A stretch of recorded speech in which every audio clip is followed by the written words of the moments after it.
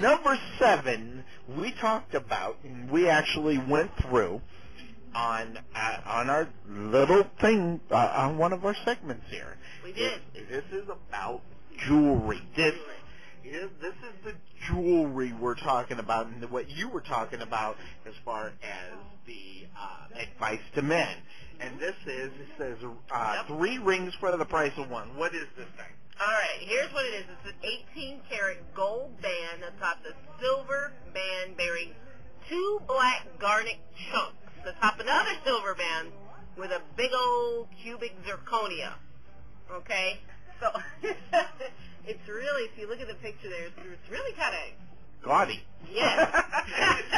That's kind of the word, looks, you know, and that's number 7. And that's a cubic zirconia. How could that be number 7? I don't know, but I tell you what, Clark, if you ever even thought about getting something that looked like that, that is pretty gaudy. You'd be in the doghouse, It's that right. old heated doghouse out there back, and I might even not turn the heat on there for you. Yeah, that I is don't know about bad. that number 7. It's not feminine at all. It kind of looks like a man's ring. I don't know about number 7, but here we go. Now this one again, this is a good thing here. Now only a man would come up with this particular one. What is that, Lois? You know what, Clark? This is a brevity necklace. What? A brevity necklace. What is that? Okay, for those on the layman portion of this, which we'll get to the layman opinion soon, what is a brevity necklace? Okay. You know what a commitment ring is, right? I do know what a commitment ring is. A brevity necklace is kind of sort of like the commitment ring without the commitment. It's basically saying that, you know, You're on call? I'm the on-call girl? Is that what this is? Keep it rated C. No, I'm on call. I'm the on-call girl. I'm the girl on the side. Yeah, you know what? This necklace shows your woman, hey, you know, I realize that you don't want to be in a committed relationship, and I certainly don't want to be in a committed relationship. But, you know, between the hours of 9 p.m. and 5 a.m. Saturday night, we're committed. We're there. We're there. Now, how would you really like to be the one to receive number 7, that brevity That's necklace? number 6. Number 6, the brevity that was necklace. number 6. Okay. All right. What about number 5 here? You know, I am not quite sure how this got to be number 5 over number 6. It's called the sauropod. What is a sauropod? It's a teapot. It's a teapot. It's a lateral teapot. What is this? You don't get appliances that you don't ask for. I think we need to skip the teapot. I don't think that's a great idea. Not gonna work. At number 5 now number 4. What is this? It's okay. Oh, I understand this one. It's called Art from 20 by 200. What is this?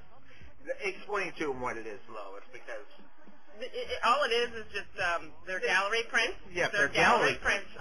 Now, this is a really good idea. And actually, if you think about what's going on, you actually can go back to the 80s and think about this. One evening on a Tuesday night, I was watching Coach. And the whole thing is about, if anybody doesn't know necessarily the background on Coach, is that Coach is dating a high sophisticated reporter, TV reporter in Minneapolis, and she likes the fancy things like the dinners and going to art shows and going to wine tastings and things like this. And Hayden Fox didn't like to go. So what happened? Luther actually took her to one of the art places. You know, if you don't want to take her, I'll take her. And he actually bought her a print, which was a very nice print. It wasn't obviously the actual art, but it was a nice picture. Of course, Hayden had to go out and buy the original, which made him look like an idiot. But that's in the same thing. You get a nice piece of art that you can actually hang into your home, or as long as it fits the decor. I'm sure. You know, and the thing is, this is number 4, and actually, I kind of agree with number 4. I think art is an excellent gift to give. If you can find the right kind of art that the person that you're with actually likes. And you know how you do that, right, Clark? You go with them to the crazy places that you don't necessarily want to go to. Where's that bell? Give me that bell.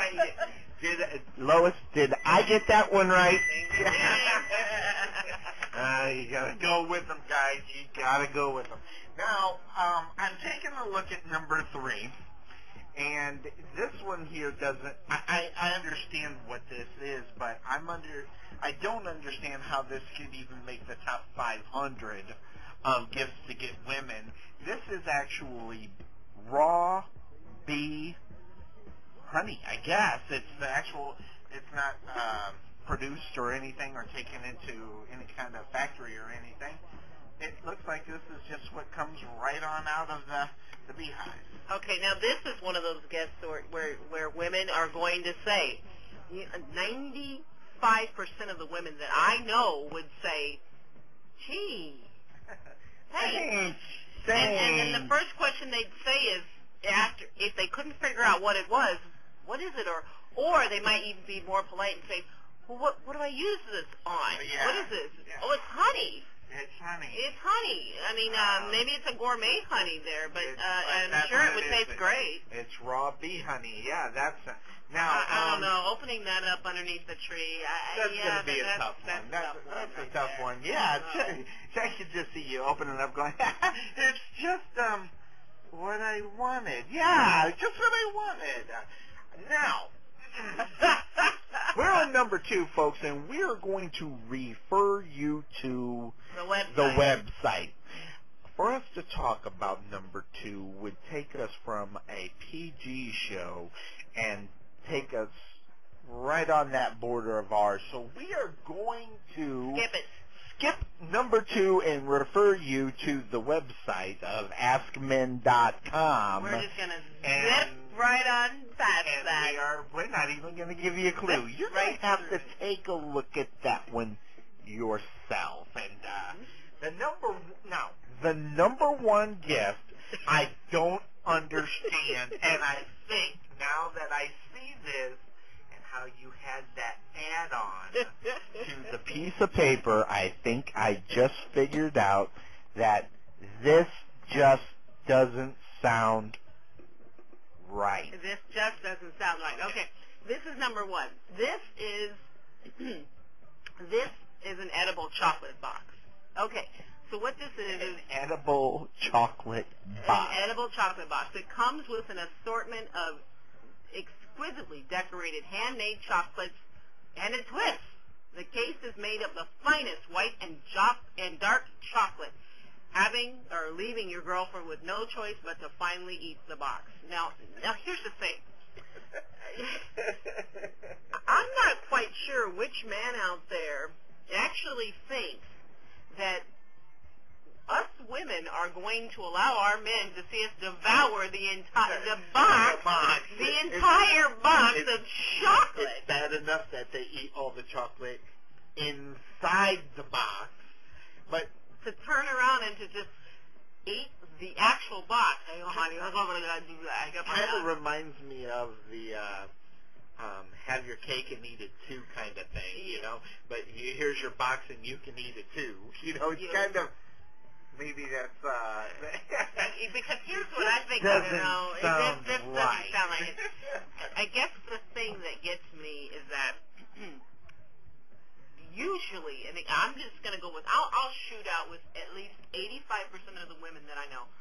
I could take a risk and say maybe 90% of the women that I know, they'll eat the chocolates, but they'll eat 1 piece or 2 pieces. Maybe they'll take a little bite here and they'll save it, put it in the refrigerator, whatever. But to actually eat the actual box says kind of something about, well, desperate. You know what? It's almost a desperation, isn't it? On a Saturday afternoon. So hungry, I've got to eat the box. You're on a Saturday afternoon, and you're walking around the kitchen, and you're opening up cupboards, can't find a thing to eat, and all of a sudden, hey, I think I'll eat this box. It just doesn't sound right. You're absolutely right, Lois. It just doesn't sound right. And with that being said, we're going to kick you back into the music. Thanks for joining us here on WQNA Radio 88.3 Springfield.